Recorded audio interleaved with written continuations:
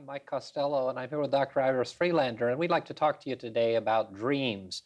All of us have dreams and aspirations for our lives, and many of us dream at night. So dreaming, both in the conscious and unconscious state, impacts our lives a lot, doesn't it, Iris? Yes, indeed it does, and rightfully so, and in a most productive way, because if we can dream at night, very often, if we can bring back our dreams, we can get a wonderful guidance. And the great scientists of our, not only of our time, but other times, have said that they've had wonderful help from their dreams. And of course, we know that daydreaming lifts the spirit and helps us to release. So there's all kinds of dreaming, isn't there? There is. And of course, today, so many people are interested in dealing with stress and having guidance and direction in time of need or decision making in life. And I think often we think of daydreaming as being kind of an idle waste. I think of the times that as I was younger, I was told to stop daydreaming. But when we go into those kind of altered states of thought of a daydream, we actually can receive some very dynamic inspiration. Yes, not only a dynamic inspiration, but also concrete help, concrete assistance in our living. And it's like making up a blueprint for our lives and then following it. Well, when we dare dream our wildest dreams and then try to live up to that, very often we succeed in doing so.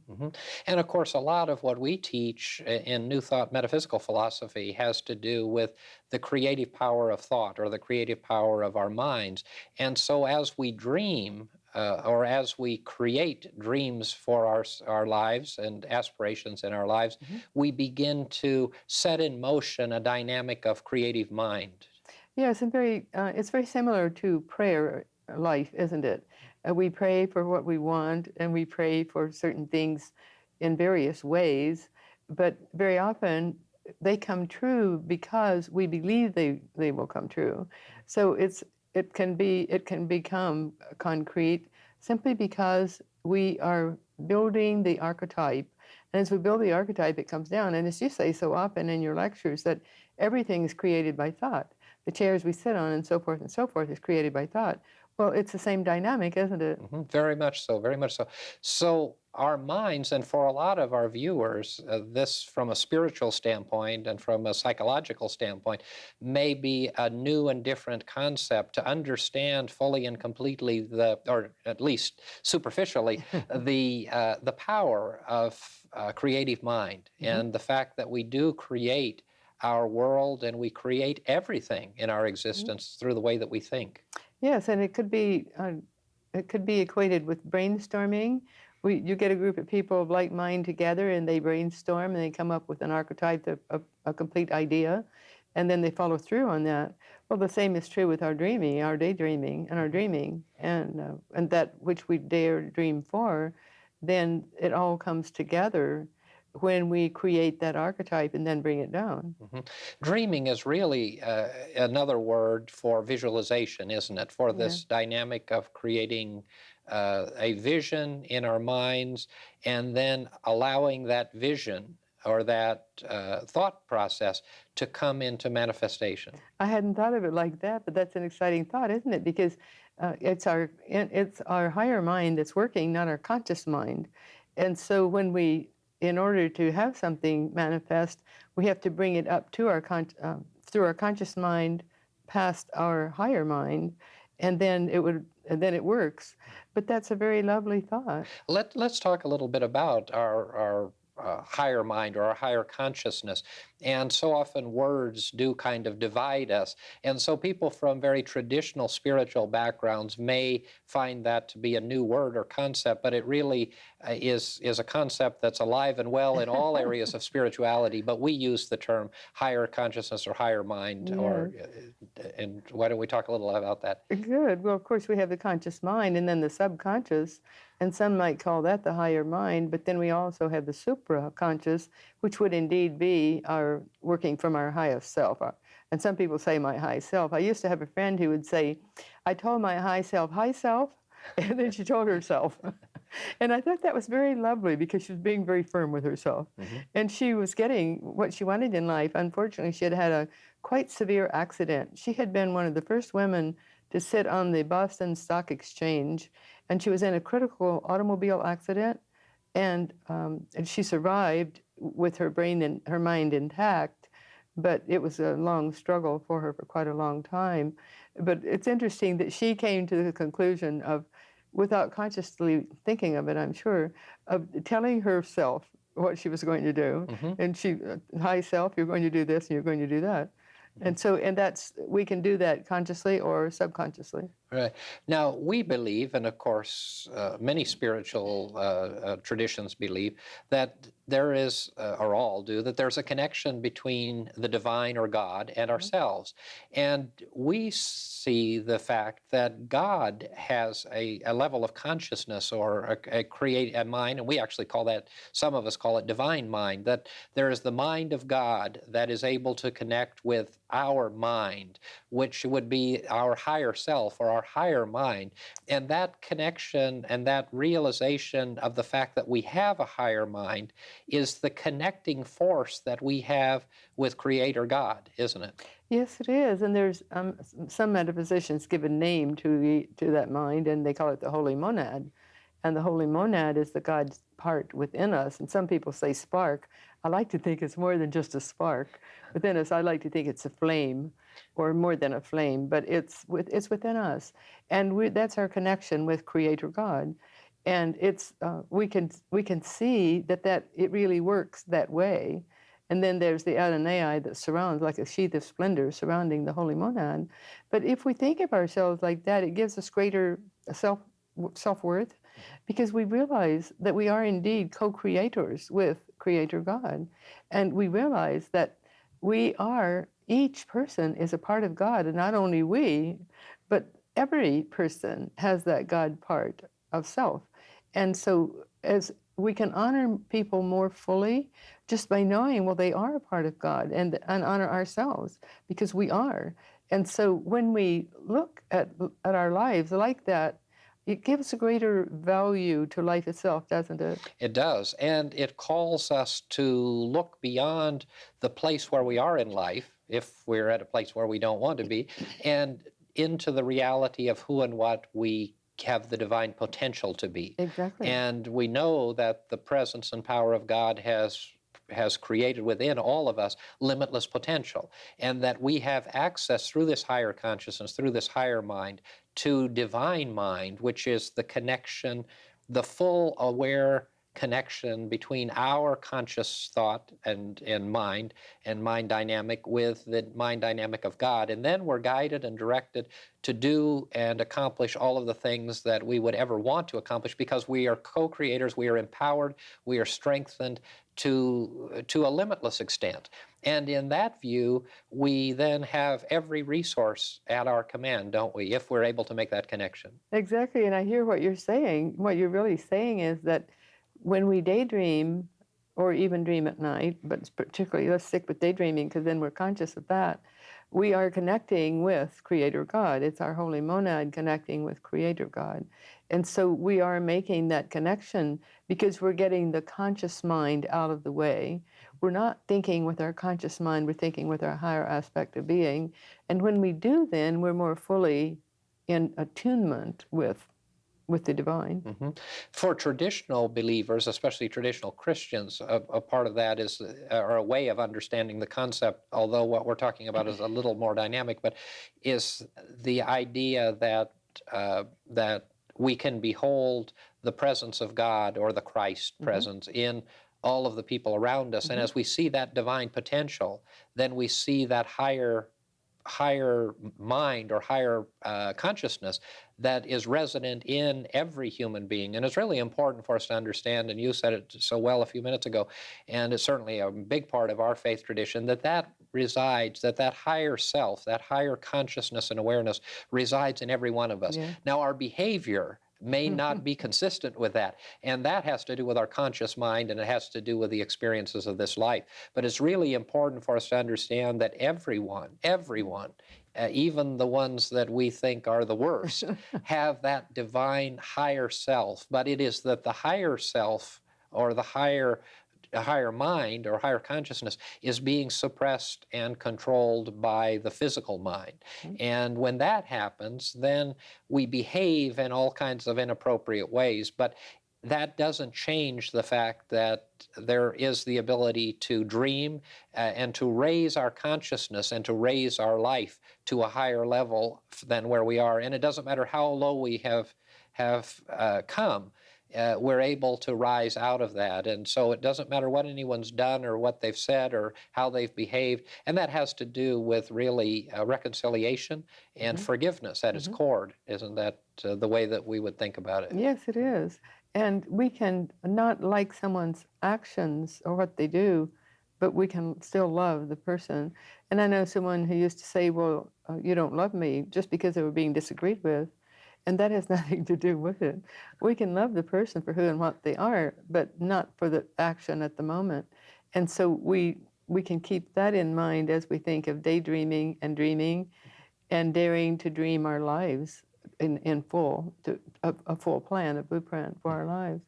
And it's really exciting to know that we have that control, isn't it? It is, and you just used a wonderful term, dare to dream. And that's a challenge that all of us have, and that is that each one of us is challenged or called to be dreamers and to dream the most magnificent of lives and the most fulfilling of lives in all aspects of our lives. We can dream prosperity, we can vision prosperity, we can dream strength and empowerment and liberation and overcoming and all of the kinds of things that we need in order to deal with the challenges that we all face in this human existence. Yes, and we have to face ourselves and know what we can and cannot endure or what we can and cannot do. And we shouldn't put limits on ourselves. But to know thyself, thou knowest all, is an adage that's been used for centuries, and who knows who said that first. But it is true that we need to know our own limitations, but we need to, at the same time, not limit ourselves, to never limit our dreams, to let them flow. And if we do, then we're selling ourselves short and selling life itself short. That dreaming, that limitless dreaming, is an open door. And of course, our topic for today is that opens doors in our lives, and dreaming does in fact open doors. Yeah. Yes, it's daring to do whatever is before us, daring to do what we think we would like to do but think that we can't. Well, just forget that part and know that we can do what we want to do. And what we think might be perfection today, tomorrow, we might not think that's perfection. So we need to forget that part too, and because it's limiting. We need to stop limiting ourselves, but dream and follow our dreams. Why is it, do you suppose, we all limit ourselves so much? Fear of failure, fear of criticism, and Lord knows we all get enough criticism from ourselves, from other people, but we have to really understand that people are just people, and they're just being critical. So it's not a matter of life and death, and we shouldn't let other people. Well, I shouldn't use the word shouldn't, but too often we allow other people to influence us over much because we think they're going to be critical. Perhaps they're not even going to be critical, but we put our preconceived ideas on things, and then if we lived up to the higher aspects of our thinking as much as we live up to that part that we should not limit ourselves with, then we would be farther ahead, wouldn't we? We would. I'm thinking about Terry Cole Whitaker, whom I haven't heard of for some time, but one of her early books was titled something like "What You Think of Me," or "What You Think of Me is None of My Business." and that's actually good information and useful information.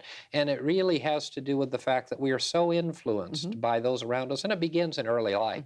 All of us begin by telling children what they can't do instead of telling them what they can do. And so we begin setting in motion at a very early age this idea that we are limited and that we are unworthy and that we are not able to do many things, when in fact we are able to do all things. And it just has to do with our own concept and idea about ourselves and about our limits and whether those exist or don't. So we limit ourselves so often, and because of that limitation and because of the fears that we have, the fears of failure, the fears of judgment of others, the judgments that we make upon ourselves, then we really close our lives down and we close those doors. And what we're talking about today is using dreams to open those doors, Yes. so that the doors of our lives are open with limitless potential. Yes, well, I can remember my mother used to say, Iris walks in where angels fear to tread. So I think some of us dare to dream larger dreams, and some of us dare to follow through in little ways that would surprise the people around us. But if we do that, then we are happier and more fulfilled. And we don't necessarily get a lot more done than other people, but we do what we do in a more joyous way and a more self-fulfilling way. And that's what life should be. We should be happy with our accomplishments and take for granted that, no, there's things we can't do, but we'll try. And if we don't succeed, well, by whose perspective are we not succeeding? That's an important point, that if we don't succeed and if our dreams are unfulfilled, is no reason to stop dreaming or to believe that they cannot be fulfilled. And it is that constant stretching and reaching out to be the people and the persons that we're called to be that really makes life fulfilling and enriching. Yes, I just talked with a young man today who the doctors think is not going to live very long, but he seems strong, and I was so thrilled to see his attitude toward his life, because he says, if it's my time to go, I'll go, but I think I should keep my body healthy and strong while I'm still here, because if I do, my mind will stay more clear. And he says, and who knows, I might heal. And he said, I might not heal, but I might. So isn't that a wonderful way to look at life? It's very inspiring that he feels that way about his life. He's not negating life any. He's making it's important, and he would like to live longer, but if he doesn't, then he won't. And then he's ready to go. But that's so, and I know I've mentioned to you in prior times that about an aunt of mine who said that same thing, but she was 80 years old, and she says, I've outgrown this old body of mine. And that young man, I would have to be a seer to know, is he going to live or is he not for any length of time? I wouldn't be surprised if he does live quite a long time, just because he's not using his energies in hassling himself or being fearful or any negativity. He's learned to simply be. And he's learned to see open doors in his life. Exactly. And what we need to see in our lives is more open doors, Yes. and be willing to walk through those open doors. And that is really a way to make life more enriching and enjoyable. We'd like to pause at this point in the program and offer you the opportunity to receive some literature so that you can continue to study the ideas and concepts we're sharing with you.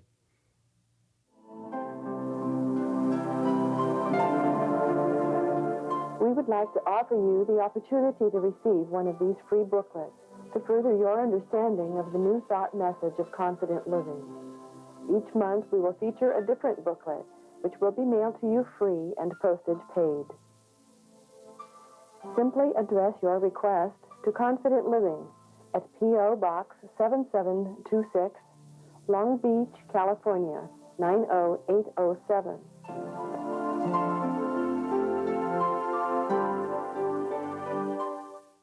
Before the break, we were talking about ways in which we've seen people who have opened the doors of their life.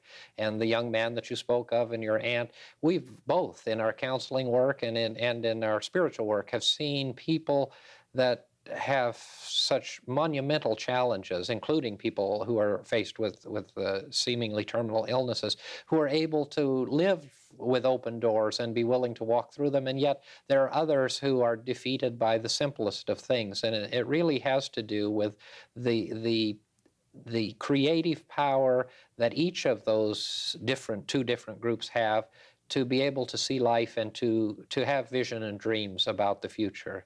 Yes, and to not limit themselves. Because when we limit ourselves, it's a very sad thing, because then we can't go beyond what we've limited ourselves on. And so anyone who, like that young man, has dared to dream that he will keep a healthy body and a clear mind as long as he contains his soul and spirit in that body. And to me, I don't know of anything more inspiring for someone to think that way. And that's purely the way he's thinking now. And if we could each come to that conclusion in life, we would live our lives more fully when we're not facing imminent, what doctors would think might be imminent death. And so it's a way of releasing the spirit so that the spirit can inspire the body so that we can work as a whole person. And then as we work as a whole person, and we spend a lot of time talking about that mind, body, spirit connection, as we work as a whole person, then the whole person is touched by that vision and that dreaming process. It's not only limited to one aspect of life, but it's all aspects of our life. And in the case of the physical life, then it has to do with not having preconceived ideas, having dreams and visions, and if they're attained, wonderful. If they're not attained, then we continue to have those dreams, or we modify those dreams, and we go on with great hope and with great expectation of the good that's going to come into our lives. Yes, so in other words, we put our energies toward living fully instead of putting our energies toward being fearful or any other negativity taking over our lives. And when we do that, then we're more apt to fulfill our goal and fulfill our dream. And so I think, again, to use that young man as an example, if he does live, then he's going to live a very wonderful life. And if he doesn't, well, he's going over in full consciousness because he's keeping his faculties about him. And I believe he will be able to do that as long as he lives, because that's his goal, that's his intent, that's his dream. It's important, as you were speaking about this young man and about these experiences, I think, for us to touch on the fact that this aspect of dreaming always has to do with the future. It has to do with a forward look, not a backward look. Yes. And so often in our daydreams, we aren't dreaming at all. We're daydreaming, but we dream the regrets and the concerns of the past and things that have happened. And that is a retro dream that is not going to do very much for us. And certainly there are times when it makes sense to reflect upon the past. But when we talk about visioning and we talk about dreaming and daring to dream, we're dreaming for the person or the event or the life that we see ourselves to have, and not with melancholy for the life that we used to have. Exactly. And I think one way to avoid that pitfall that you just described is to spend our time of introspection the first thing in the morning. And we use that time in introspection, even if it's 2 minutes or more, or 15 minutes or less. And then in the evening, we use our time in a specific amount of time in retrospection. So we review our day and we see what we would have done differently if we could have. And if we spend that time in retrospection each evening, then I believe that when we go over in death, we don't have to spend as much time there reviewing our past because we've done it gradually as we've gone along. And so to me, that's a great asset on our going over, that we go over more clear-headed and more clear in our new environment where we are. And so it would serve a double purpose. And also, we're using this dream faculty, in a sense, when we use the introspective time in the morning and the retrospective time in the evening. And when we do that, then we're more in touch with what we really want in life. We're more in touch with what we're prompted from the inner planes to do. And we pray for God to guide us, so then we need to let Him guide us. And we need to let go and let God. But we have to not expect God to do things. We expect Him to guide us. Right. Very, very important. And as we, this daily look at ourselves, introspection and retrospective look at our past life, our past day, is, I think, a wonderful technique. And we could do a whole program on this. We ought to do a whole talk on it at church about the fact that if we do that, you're exactly right. And I think it's a great lesson. If we would do it on a daily basis, and then if we add to that the really important responsibility that we have as we review the day, and the things that we failed to do or that we did that we ought not to have done, to use the old Anglican prayer, then we need to release those things. Yes. At that point, That's That's right. and not go back to them and not allow them to be a part of our consciousness and our awareness. And then we live in the present moment. We've let go of the negativity of the past in the experience, and the negative aspects of our life then are kind of swept away day by day, and they don't come back in our subconscious, which is another topic of discussion. But if they don't come back in our subconscious to haunt us or to bother us in our dreaming of the future. It's as if we don't have a buildup, and when we have the buildup, then it carries over, and sometimes it overwhelms us.